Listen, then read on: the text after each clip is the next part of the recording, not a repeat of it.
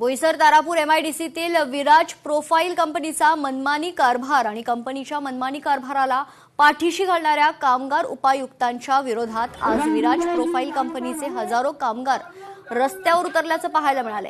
कंपनीच्या सर्व युनिटमधील कामगारांनी काम बंद आंदोलन करत कामगार उपायुक्त कार्यालयावर मोर्चा धरला। डेप्युटी कमिशनर ऑफ लेबरच्या ऑफिसवरती हा मोर्चा आहे।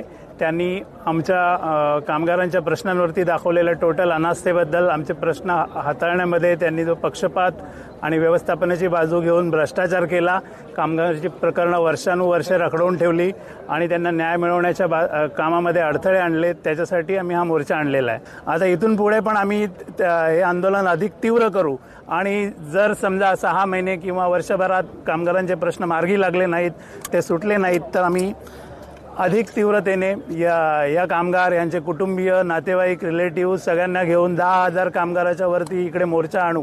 तुम्हाला एक ठराविक वेळ दिलेला आहे आम्ही की या वेळामध्ये तुम्ही आपलं वर्तन सुधारलं पाहिजे। लोकशाही मराठी ऐका, पहा, जागरूक रहा।